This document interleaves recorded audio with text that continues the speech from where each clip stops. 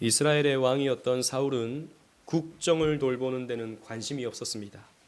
그러다 보니 국정의 공백은 생기게 됐죠.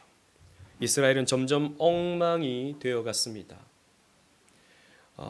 그러다 보니 블레셋은 이 기회를 놓치지 않고 다시 이스라엘을 침공에 들어오기 시작합니다. 약탈이 시작되고요.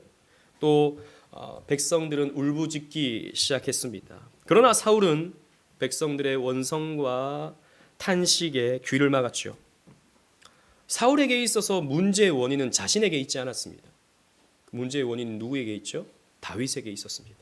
다윗 때문에 자신의 자리가 위태롭다고 생각했고, 다윗 때문에 자신은 국정을 돌볼 수 있는 그런 여력이 없다고 생각했습니다.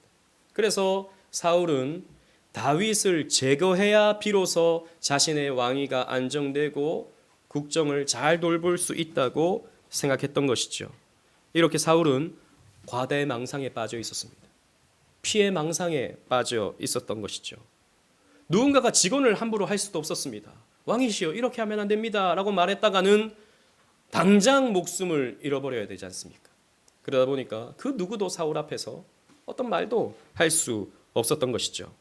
그러다가 다윗이 엔게디에 있다라고 하는 첩보가 사울의 귀에 들어오게 되었습니다.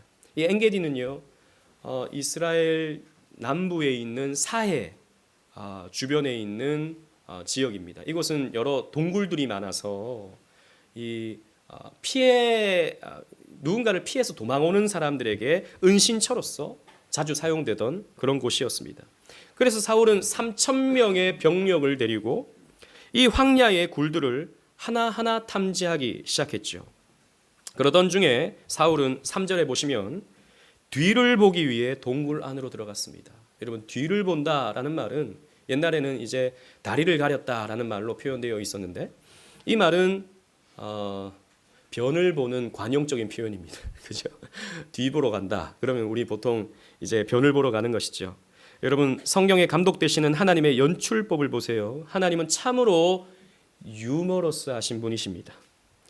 이 결정적인 상황에 사울은 다윗이 숨어 있는 굴 속으로 혼자 저벅저벅 걸어 들어가 바지를 내리는 것입니다. 그리고 변을 보고 있는 것이죠. 여러분, 이것은 우리에게 보여주는 것이죠. 지금 사울이 하고 있는 짓이 바로 똥 싸는 짓과 다를 바가 없다라는 겁니다. 지금 사울은 지금 똥 싸고 앉아 있다, 이 말입니다.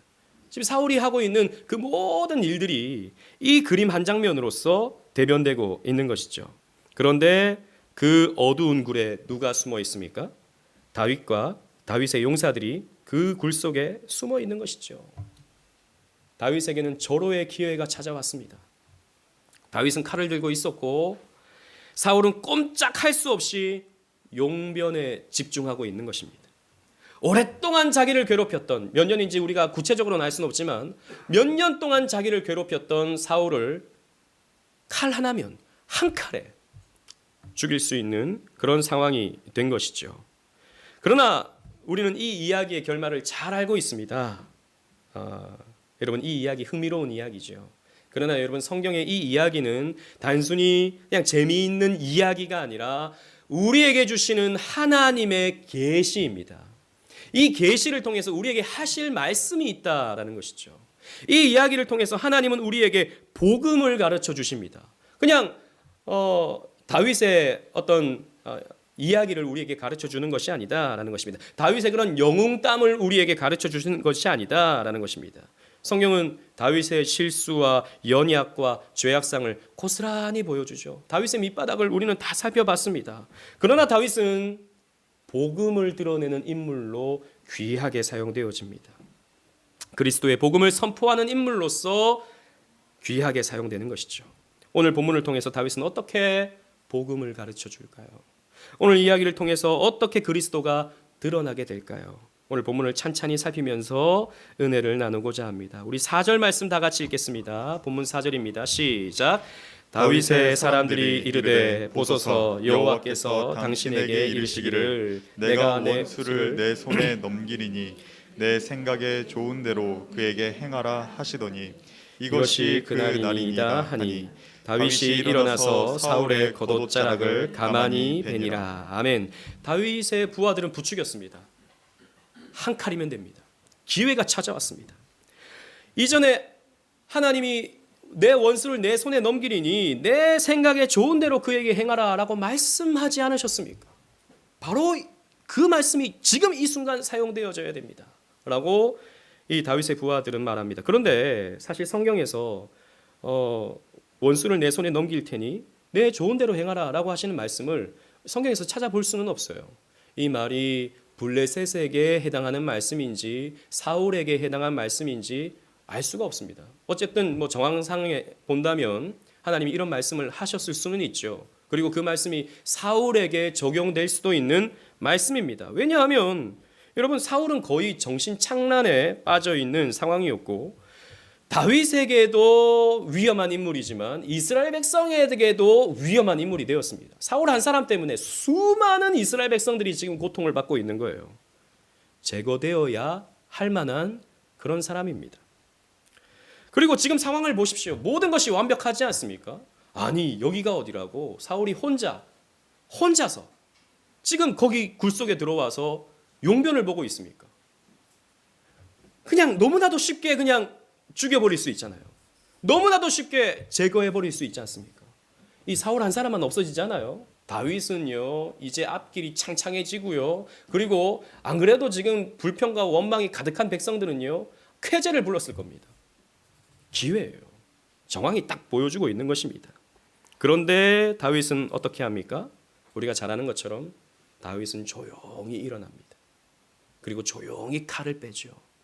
그리고 그 칼을 가지고 사울을 겨눕니다. 그러나 사울을 해하지는 않고 그 옷자락만 살짝 자를 뿐이었습니다. 그러나 성경을 보십시오, 여러분. 그 옷자락을 자르는 것만으로도 다윗은 마음에 찔렸다라고 표현하고 있습니다. 다윗은 마음에 찔렸어요. 그리고 다윗은 이렇게 말합니다. 6절 말씀 보십시오. 자기 사람들에게 이르되 내가 손을 들어 여호와의 기름 부음을 받은 내 주를 치는 것은 여호와께서 금하시는 것이니 그는 여호와의 기름 부음을 받은 자가 됨이니라 라고 했습니다. 단순히 그냥 왕이기 때문에 내가 못 죽인다 이게 아니었어요. 그는요 하나님이 기름 부어 세운 하나님이 세운 왕이었습니다. 이스라엘의 초대 왕이었어요. 그래서 여호와의 기름 부음을 받은 내 주를 치는 것은 여호와께서 금하시는 것이다 라고 말하는 것이죠. 다윗 개인적으로는 아쉬울 수 있습니다. 아쉽죠. 다윗이 뭐 사울을 볼 때 마냥 이뻤겠습니까? 아니요, 그러지 않았어요. 성경 전체를 보면요 다윗은요 사울을 불편했어요. 그리고 미운 마음이 있었어요.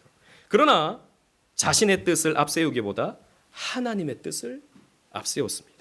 그래서 사울을 죽이지 않고 그냥 보내주죠. 그리고 부하들에게도 사울을 결코 해하지 말라라고 일러주기까지 했습니다. 여러분 이 이야기를 통해서 우리는 뭐 여러 가지의 교훈들을 발견할 수 있는데 세 가지를 좀 살펴보길 원해요. 첫 번째는 뭐냐면 정황을 보고 하나님의 뜻을 속단해서는 안 된다라는 것입니다. 여러분 지금 다윗 앞에 펼쳐진 정황을 보십시오. 이 다윗과 다윗의 부하들이 숨어있는 이 굴에 사울이 혼자 변을 보고 있습니다. 이건 분명 하나님이 주신 기회처럼 보이지 않습니까? 다윗의 부하들도 이렇게 말하지 않습니까? 지금이 기회입니다. 하나님의 뜻을 행할 기회입니다. 이거 하나님이 주신 기회예요. 다윗님 한번 칼을 들어 주십시오. 이렇게 말하고 있지 않습니까? 우리는요 이렇게 되기가 너무 쉽습니다.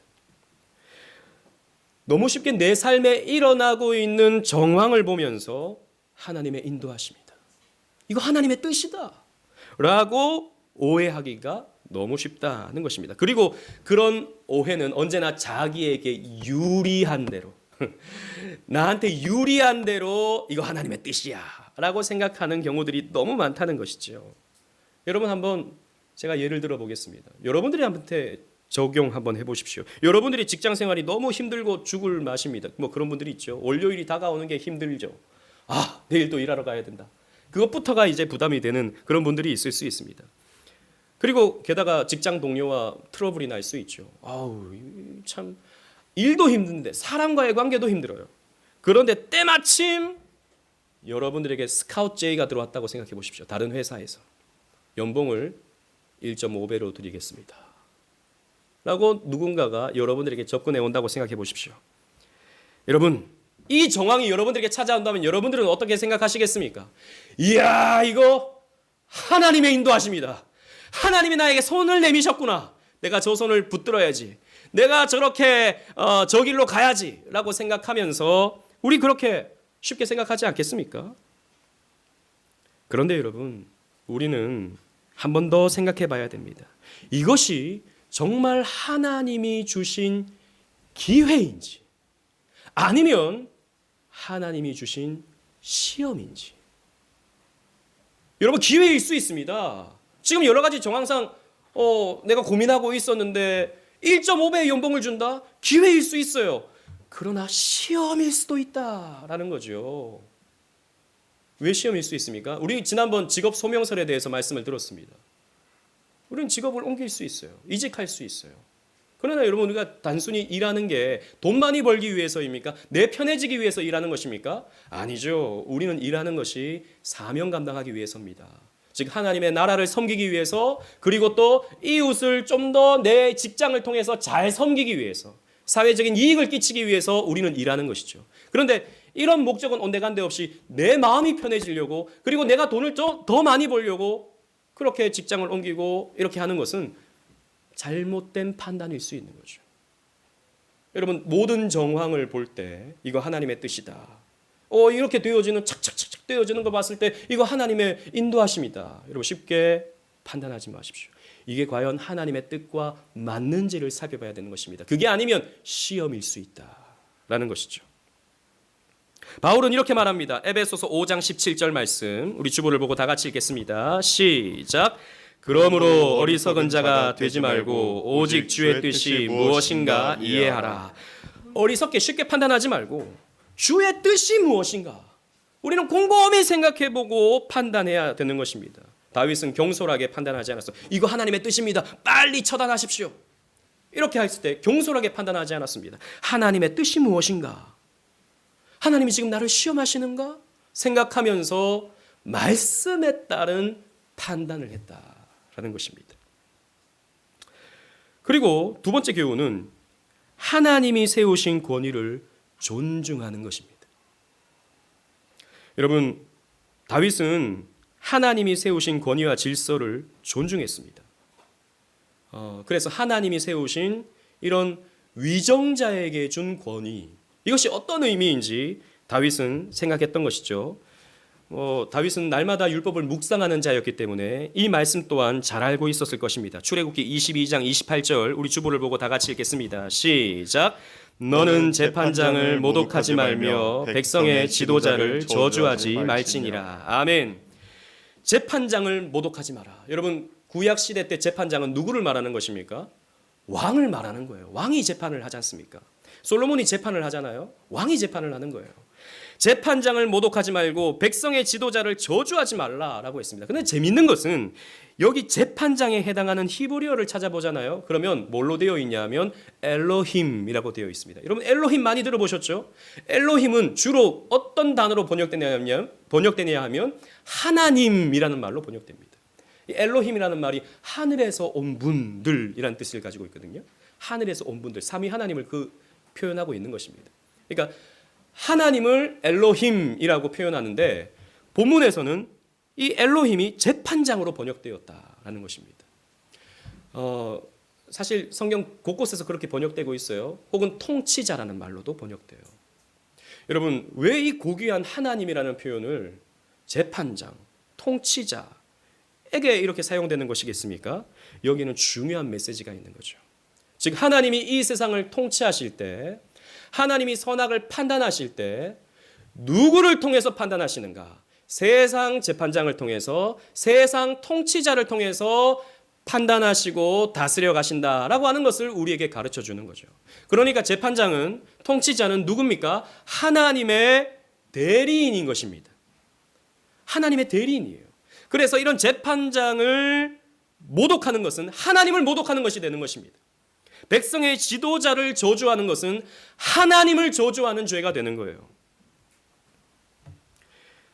다윗이 뭐라고 말합니까? 6절 말씀 우리 다 같이 한번 읽어보도록 하겠습니다. 24장 6절 시작. 내가 손을 들어 6절 아닌가요? 예, 아무튼 10절인가요? 제가 원고를 잘못 써가지고 죄송합니다. 내가 손을 들어 여호와의 기름 부음 받은 내 주를 치는 것은 여호와께서 금하시는 것이니 그는 여호와의 기름 부음을 받은 자가 됨이니라라고 했습니다. 그죠? 여호와의 기름 부음 받은 자기 때문에 내가 내 주를 치는 것은 여호와께서 금하는 것이다라고 말하고 있는 것이죠. 여러분, 사울이 괜찮은 왕이어서가 아니었습니다. 이스라엘을 정의와 공의로 잘 다스리고 잘 재판하는 그런 왕이기 때문에 사울 왕을 존중해야 된다고 말하지 않습니다. 여호와의 기름 부어 세워진 왕이기 때문에 그 권위와 그 질서를 나는 존중하겠다라고 다윗은 말하고 있는 것이죠. 신약의 사도 바울도 이렇게 가르침을 주고 있습니다. 주부를 보십시오. 로마서 13장 1절 말씀 우리 다 같이 읽겠습니다. 시작. 각 사람은 위에 있는 권세들에게 복종하라. 권세는 하나님으로부터 나지 않음이 없나니 모든 권세는 다 하나님께서 정하신 바라. 아멘. 여러분, 이 말씀은 당시 로마에서 살던 로마 시민, 로마에 있는 그리스도인들에게 편지하고 있는 거죠. 당시 로마의 권세자들은 누굽니까? 최고 권세자는 누굽니까? 로마의 황제입니다. 당시 로마의 황제는 기독교를 핍박했어요. 교회를 와해시키는 자들이었습니다. 그러나 그들에게 복종하라라고 말하고 있는 것이죠. 그들이 내리는 죄의 명령에 복종이라는 말이 아니고 그들이 통치하는 세금을 내는 것들, 징집을 하는 것들, 이런 것들에 대해서 협조하고 복종해야 된다. 모든 권세는 하나님께서 정하신 바다라고 사도 바울도 가르쳐 주고 있는 것입니다. 그래서 우리가 10계명, 5계명을 해설할 때 우리가 공경해야 될 부모에 대해서 우리는 어떻게 이해를 해야 됩니까? 우리 이것은요, 단순히 나를 낳아준 부모님뿐만 아니라 우리가 섬겨야 할 모든 권세자들을 잘 섬겨야 한다는 말씀으로 우리는 이 5계명을 해설하는 거예요. 하이델베르크 요리문답은 이렇게 말합니다. 잘 들어보십시오.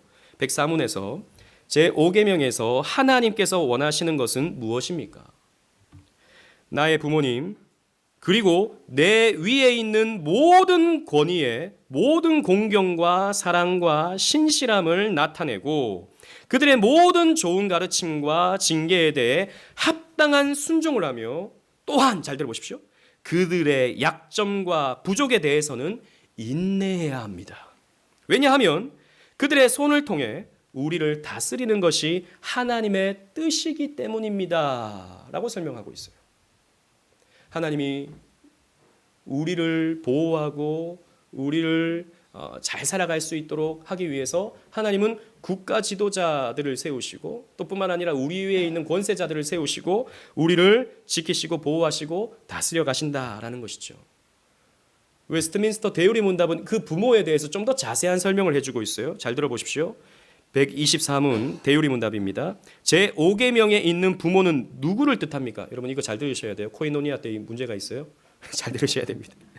5계명에 있는 부모는 육신의 부모뿐만 아니라 연령과 은사에 있어서의 모든 윗사람과 나보다 나이 많은 사람, 그리고 어떤 나를 가르쳐주는 어떤 스승들 다 포함하는 겁니다. 그리고 특히 하나님의 규례에 의하여 가정과 교회와 국가를 막론하고 우리 위에 권위에 있는 자들을 뜻합니다. 라고 설명하고 있어요.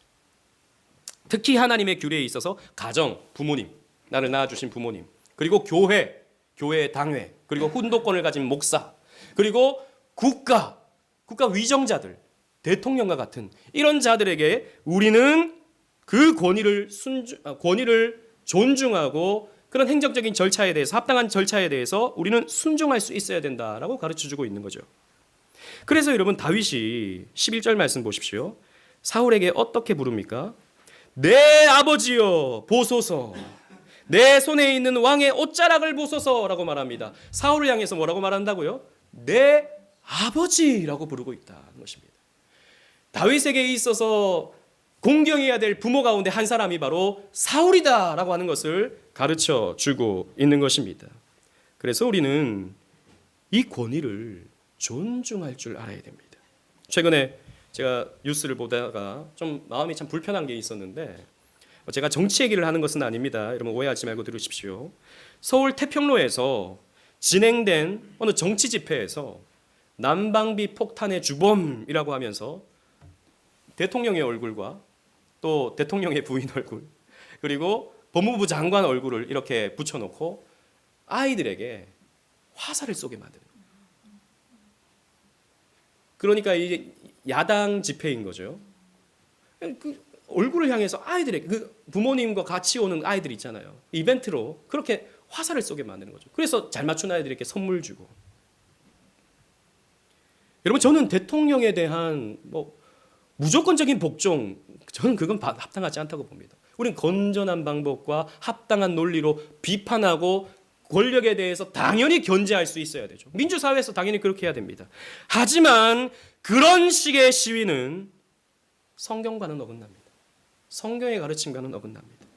우리는 위정자들을 위해서 기도하고 그들의 권위를 존중하면서 합당한 복종을 해나가야 되죠. 하지만 바르지 않은 부분들에 대해서는 우리는 얼마든지 비판할 수 있는 것이죠. 우리는 그런 부분에서도 세상과는 달라야 된다는 것입니다. 그리고 세 번째는요, 원수 갚는 것은 하나님에게 있다라고 하는 것을 가르쳐 줍니다. 다윗은 하나님의 율법을 주야로 묵상하는 자이기 때문에 이 원리를 또 잘 알고 있었을 것입니다. 율법에서 원수에 대해서 어떻게 말하고 있습니까? 레위기 19장 18절 말씀, 주보를 보시고 다 같이 읽겠습니다. 시작. 원수를 갚지 말며 동포를 원망하지 말며 내 이웃 사랑하기를 내 자신과 같이 사랑하라. 나는 여호와이니라. 아멘. 원수를 갚지 말라. 여러분, 우리는요 이렇게 생각하는 분들이 꽤나 많아요. 구약은 원수를 갚아라.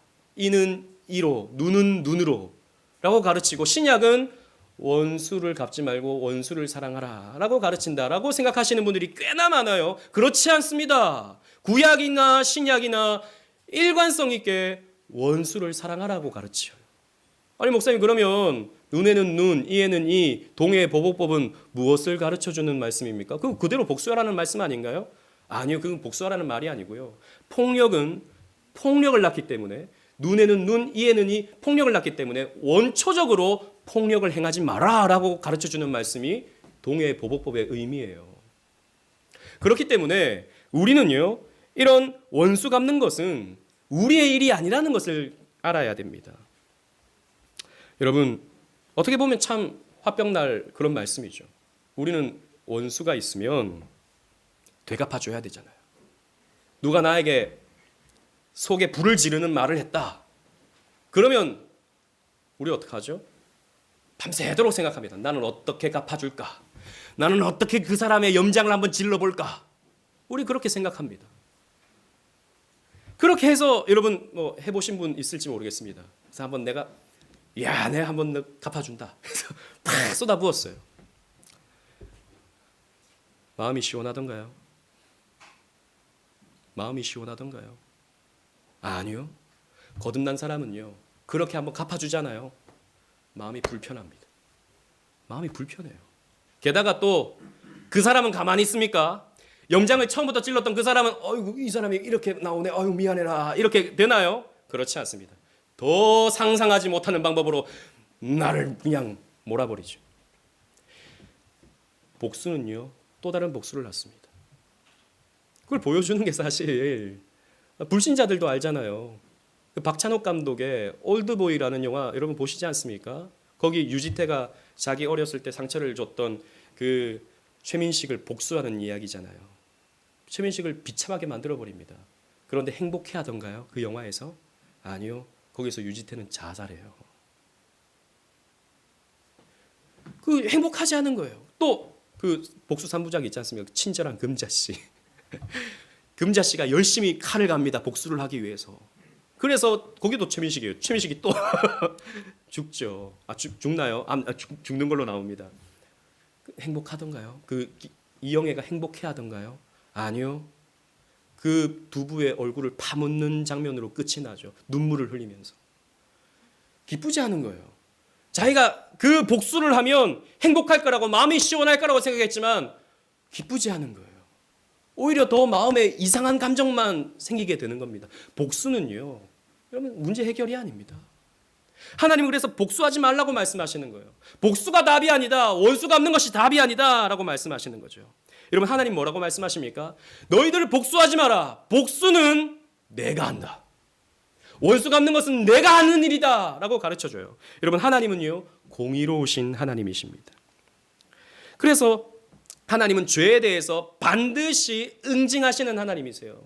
여러분 혹시 여러분들의 원수 있습니까?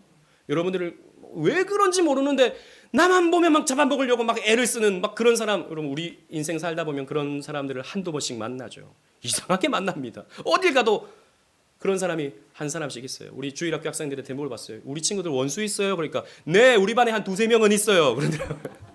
어린 아이들에게도 원수가 있어요. 다 있어요 우리는. 그런데요 그런 원수에 대해서 하나님은요 그런 악에 대해서 반드시 응징하시는 하나님이십니다. 아니요 목사님 어떤 사람은요 내 원수는요 잘 먹고 잘 살다가 평안히 죽던데요.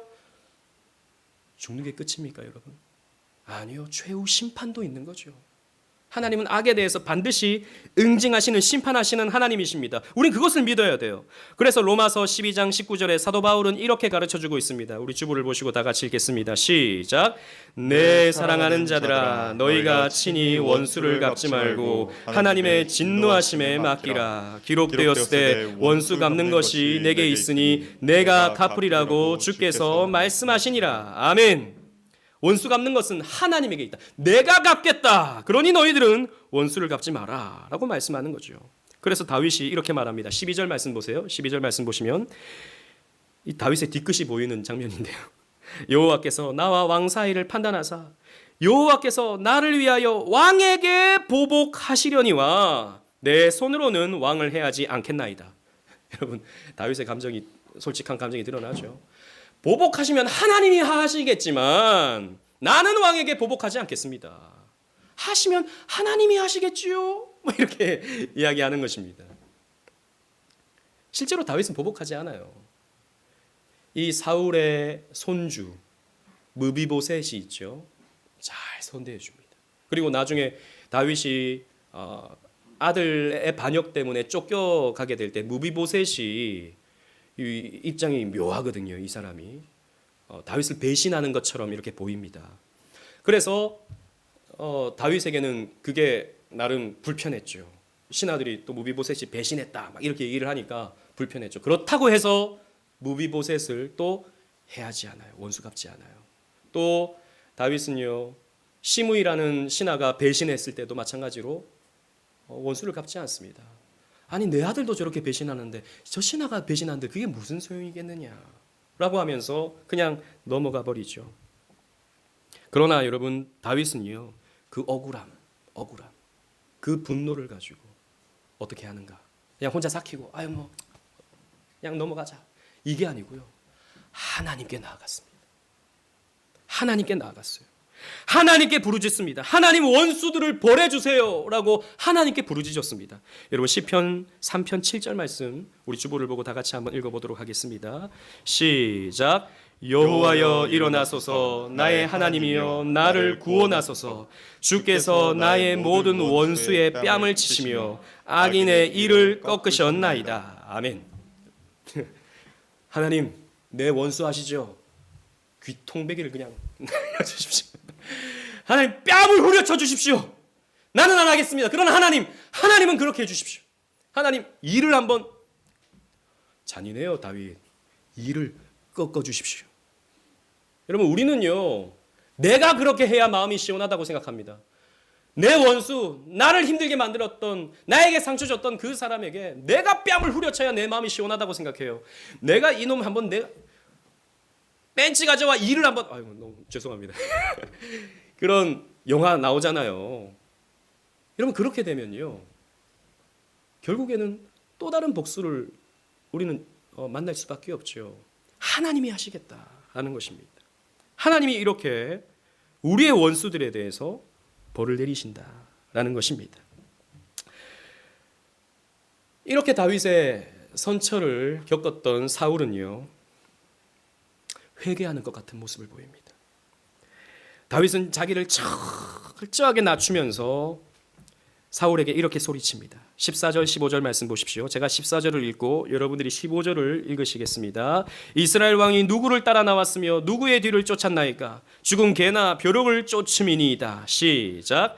그런즉 여호와께서 재판장이 되어 나와 왕 사이에 심판하사 나의 사정을 살펴 억울함을 풀어주시고 나를 왕의 손에서 건지시기를 원하나이다 하니라. 아멘. 다윗이 자기를 뭐라고 말합니까? 나는 개와 나는 벼룩과 같은 아무것도 아닌 존재입니다. 근데 왕이시여, 어떻게 왕께서 나 같은 자를 죽이려고 그렇게 열심을 부리십니까? 하나님이 재판장이 되어서 당신과 내 사이를 판단하실 겁니다. 나에게는 당신을 죽일 만한 이유가 없고 또 그런 의도조차도 없다는 것을 하나님께서 잘 아실 것입니다 라고 다윗은 지금 말해주고 있는 것이죠. 그러자 사울은 이런 반응을 보입니다. 또 16절을 제가 읽고 17절을 여러분들이 함께 읽겠습니다. 다윗이 사울에게 이같이 말하기를 마침에 사울이 이르되 내 아들 다윗아 이것이 내 목소리냐 하고 소리를 높여 울며 시작. 다윗에게 이르되 나는 너를 학대하되 너는 나를 선대하니 너는 나보다 의롭도다. 아멘. 다윗이 이렇게 소리를 치니까 사울이 이렇게 말하는 거예요. 내 아들아. 언제 아들이에요 지금? 그렇게 죽이려고 하던 이 사울이요, 다윗을 향해서 내 아들아 라고 말하는 거죠. 또 성경을 보십시오. 눈물을 흘립니다. 눈물을 흘려요. 그리고 소리 높여 울었습니다. 그리고 외치기를 나는 너를 학대하여 있지만 너는 나를 선대하니 너는 나보다 의롭도다 라고 말해요. 사울도 알고 있었어요. 자기가 무슨 짓을 하고 있는지, 자기가 얼마나 말도 안 되는 악한 일을 행하고 있었는지 자기가 잘 알고 있었어요. 이 말을 보십시오. 나는 너를 학대했다. 학대란 거 알고 있었어요.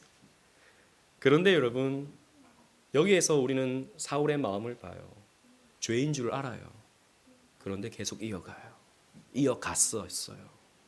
정치인들은 그런 게 있죠. 하던 일을 열심히 막 하던 일을 중간에 그칠 수가 없습니다. 정치인들은. 왜? 사람들이 지켜보기 때문에. 그치면 어떻게 되죠? 자기가 엉뚱한 짓을 하고 있었다라고 하는 반증이 되니까 무조건 우겨야 되는 거죠. 해야 되는 거예요. 백성들이 안 그랬겠습니까? 왜 사울 죽이려고 합니까? 사울 좀 다윗을 왜 죽이려고 합니까? 사울님 그렇게 하지 마십시오. 이런 원성들이 있었을 텐데 끝까지 우겼던 거죠. 다윗이 원흉이야. 다윗을 죽여야 돼. 그런데 갑자기 이제 다윗을 안 죽이겠다고 하면 자기가 잘못한 꼴이 되니까 어쩔 수가 없는 거죠. 계속 하는 거죠. 죄인 줄 알면서도, 악인 줄 알면서도. 그런데 이게 죄의 특징이에요. 여러분들이 죄를 지을 때 어떻습니까? 죄인 줄 모르고 짓나요? 물론 여러분, 우리는 죄인 줄 모르고 짓는 죄들이 있습니다. 그러나 대부분은요, 여러분들은 죄인 줄 알고 죄를 지어요. 그런데 그렇게 되면 어떻게 되는지 아십니까?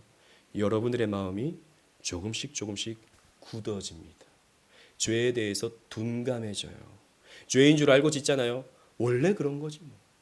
나는 이때까지 그렇게 해왔잖아 라고 생각하면서 죄에 대해서 우리는 무뎌지고 마음이 강팍해지는 것입니다. 그렇게 죄는 우리를 끌고 갑니다. 사울도 그렇게 마음이 점점 굳어진 것이죠. 아무튼 다윗의 말을 듣고 사울은 자기도 모르게 진심을 토해버렸습니다. 20절을 제가 읽고 21절을 다 같이 읽겠습니다. 보라, 나는 내가 반드시 왕이 될 것을 알고 이스라엘 나라가 내 손에 견고히 설 것을 아노니. 시작. 그런즉 너는 내 후손을 끊지 아니하며 내 아버지의 집에서 내 이름을 멸하지 아니할 것을 이제 여호와의 이름으로 내게 맹세하라 하니라. 아멘. 사울도 알았어요. 다윗이 왕이 될 것이라는 것을. 근데 그게 너무 두려웠던 거죠. 왕이 될 것 같은데 나를 죽이고 왕 되는 건 아닌가? 라고 하는 생각 때문에 두려웠던 것이죠. 그래서 이렇게 말합니다. 나는 네가 왕이 될 줄 알아. 그런데 네가 왕이 될 때 나와 내 가족을 살려주길 바란다. 그리고 그것을 하나님의 이름으로 맹세해 주길 바란다. 라고 이렇게 요청을 하는 것이죠. 그래서 다윗은 맹세해 줍니다. 죽이지 않겠다고. 그랬더니 사울은요, 자기의 집으로 돌아가고 다윗도 요새로 돌아가게 되었어요. 잘 끝난 것 같습니다. 평화롭게 이 문제가 끝난 것 같습니다. 그런데 문제는 사무엘상 26장으로 가잖아요. 그러면 또 사울이 또 어떻게 합니까? 또다시 다윗을 죽이겠다고 달려들죠. 제 버릇 개 못 준다고. 또다시 그렇게 사울은요, 다윗을 추격합니다. 자, 그렇다면 여러분 생각해 보십시오. 사울의 눈물은 어떤 눈물이었죠? 연기한 겁니까? 아니죠. 여러분, 우리 이런 경험들 다 있어요. 이렇게 자신의 죄를 발견할 때, 자신의 어리석음이 발견될 때 우리는 눈물이 날 수 있어요. 후회할 수 있어요. 진심으로 우리 그렇게 할 수 있습니다. 사울이 그러했습니다. 자기는 어리석게 보였고 다윗은 너무 의롭게 보였던 것이죠. 사울은 이 순간만큼 자신의 감정에 충실했습니다. 그러나 여기서 우리가 기억해야 될 것이 바로 이것입니다. 눈물이, 탄식이, 후회와 반성이 우리의 삶을 변화시켜 주지 않아요. 눈물 흘린다고 해서, 후회했다고 해서 여러분들의 삶이 변화되지 않는다라는 것입니다. 우리는 대형 집회라든지 그리고 수련회 같은 곳에서 눈물 흘리는 사람들을 봅니다. 예, 귀한 눈물이에요. 귀한 거예요. 하지만 눈물 흘렸다고 해서 삶이 달라지지 않습니다, 여러분. 가슴을 치며 자기의 죄를 고백하는 사람들의 모습을 봅니다. 예, 귀한 모습이에요. 아름다운 모습입니다. 그러나 여러분, 그것이 자기를 기만할 수도 있다는 사실을 우리는 기억해야 돼요. 나는 눈물 흘렸으니까 변화됐겠지. 아니요. 변화되지 않아요. 나는 후회했으니까, 나는 뉘우쳤으니까 나는 변화되겠지. 아니요. 그렇게 살지 않는 이상, 내가 의지를 가지고 그렇게 살지 않는 이상 아무 변화가 없어요. 우리 그런 모습들 많이 보지 않습니까? 사실 사울은 앞에서도 여러 차례 회개하는 듯한 모습을 보여주었어요. 이전에 사무엘이 이 사울을 책망했죠. 제사하는 것보다 하나님께 순종하는 것이 옳다. 당신은 망령되게 행했다라고 했을 때 그때 사울은 이렇게 말합니다. 주부를 보십시오. 사무엘상 15장 24절 말씀 다 같이 읽겠습니다. 시작. 사울이 사무엘에게 이르되 내가 범죄하였나이다. 내가 여호와의 명령과 당신의 말씀을 어긴 것은 내가 백성을 두려워하여 그들의 말을 청종하였음이니이다. 사울도 자신의 죄를 인정했어요. 그리고 이것이 죄라는 것을 고백했습니다. 어쩔 수 없이 내가 그 죄를 지었다라고 지금 핑계이지만 그러나 이렇게 말했습니다. 그러나 사울은 뒤돌아서면 똑같았습니다. 뒤돌아서면 똑같았어요.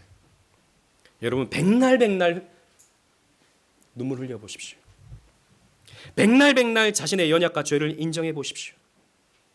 아무것도 달라지지 않아요. 우리 주일마다 죄 고백을 합니다. 죄 고백만 한다고 해서 여러분 달라지지 않습니다.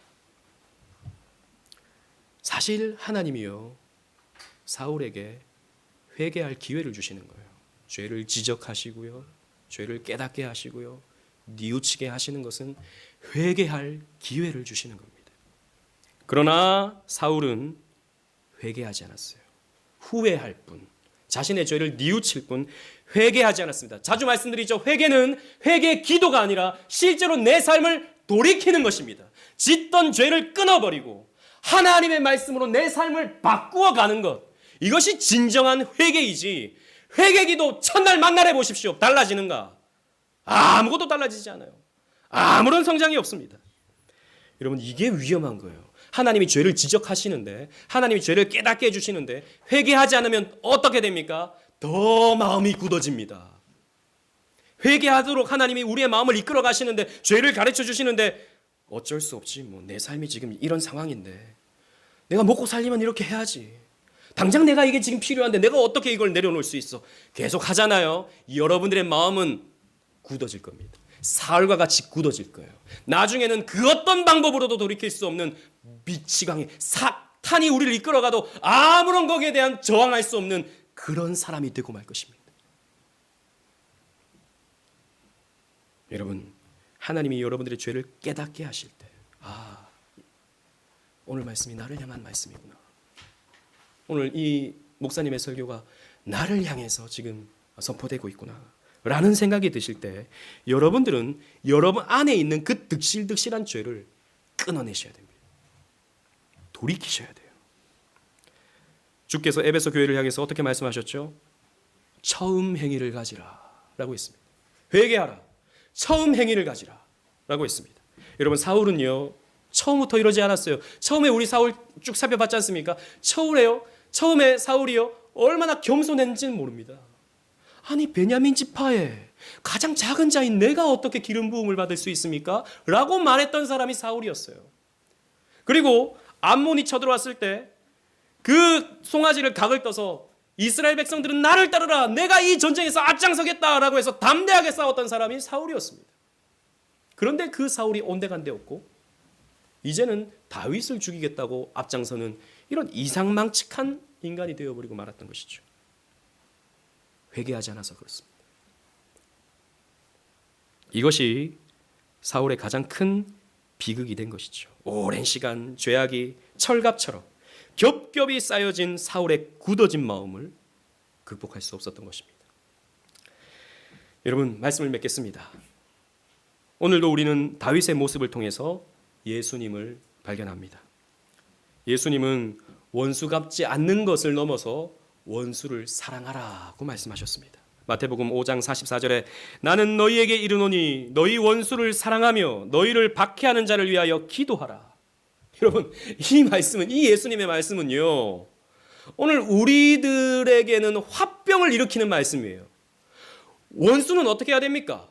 원수는 응징하라. 응징이 안 될 것 같으면 어떻게 해야 됩니까? 원수를 손절하라.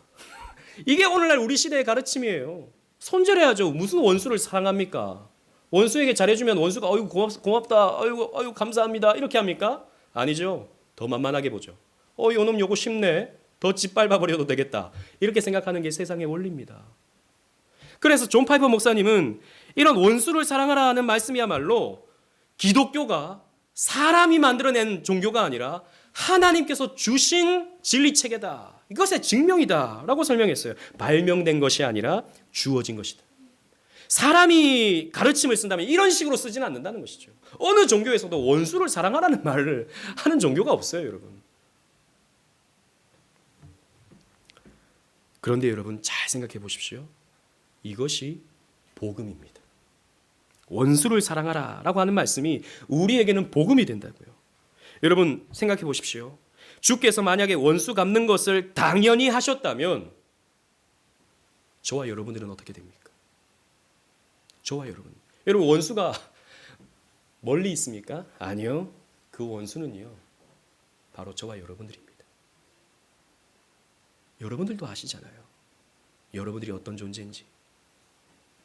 여러분들도 여러분들의 죄를 알면서 그 죄를 계속 짓고 있죠. 하나님이 그거 죄라는 것을 매 주일마다 가르쳐 주시는데 여러분들은 그 죄를 아무렇지 않게 계속 짓고 있죠. 해야 하는 것을 하지 않고 있죠. 죄입니다. 누가 원수예요? 저와 여러분들이 하나님께 원수가 되는 것입니다. 대놓고 하나님이 다 지켜보시는데 대놓고 우리는 반항하고 있는 거죠. 대놓고 우리는 반역을 하고 있는 겁니다. 우리가 원수예요. 그런데 원수를 사랑하라? 우리로서는 이것이 힘든 일이지만, 우리로서는 이것이 인간관계에서는 어려운 일이지만 이 말씀이 있기 때문에 우리에게 소망이 있는 것입니다. 주께서 우리를 사랑해 주실 수 있는 거예요. 주께서 우리를 용납해 주실 수 있는 것입니다. 그래서 여러분, 만약에 우리가 짓는 죄대로 하나님께서 우리를 심판하신다면 우리는 나만 할 수가 없어요. 그러나 주께서 우리를 사랑해 주심으로 말미암아 우리에게는 소망이 생기는 것입니다. 로마서 5장 10절 말씀 우리 다 같이 읽겠습니다. 시작. 곧 우리가 원수 되었을 때에 그의 아들의 죽으심으로 말미암아 하나님과 화목하게 되었은즉 화목하게 된 자로서는 더욱 그의 살아나심으로 말미암아 구원을 받을 것이니라. 아멘. 우리가 원수 되었을 때, 우리가 하나님과 원수 되었을 때에 그 아들이 우리를 사랑하심으로 우리 대신 죽으셨습니다. 그래서 하나님과 우리 사이가 어떻게 되었습니까? 화목하게 되었다. 우리 주님께서 우리를 사랑하심으로, 우리 아버지께서 우리를 사랑하심으로 우리에게는 소망이 생긴 거예요. 이 은혜를 입은 사람은 이 원수, 우리가 원수 되었었는데 이런 용서를 받았다는 것을 믿는 사람은 함부로 원수 갚을 수가 없는 것이죠. 나를 힘들게 만드는 사람, 나를 지치게 만드는 사람, 내 발을 걸려 넘어지게 만드는 사람 밉죠. 때려주고 싶죠. 우리 다 그런 마음이 들 수 있습니다. 그러나 용납해 주는 거예요. 하나님께 맡기는 거예요. 하나님께서 알아서 이 죄에 대해서 갚으실 것이다 라고 하는 믿음을 갖고 우리는 오늘을 살아가는 거죠.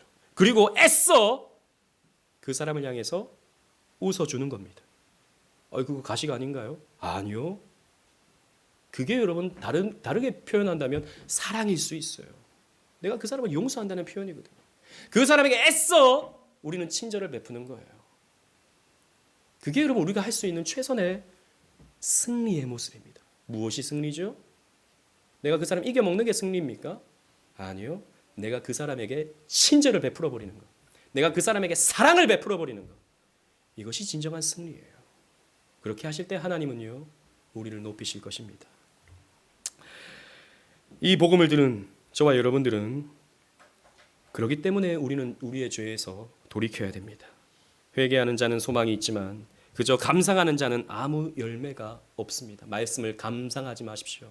말씀을 그저 이해하는 것에서 그치지 마십시오. 복음을 듣고 회개하셔야 됩니다. 하나님의 말씀 앞에 여러분들의 삶을 돌이키셔야 됩니다. 그렇게 함으로 주의 영광에 참여하는 우리 오직은혜 교회 모든 성도님들 되시기를 주님 이름으로 축원합니다. 아멘. 찬송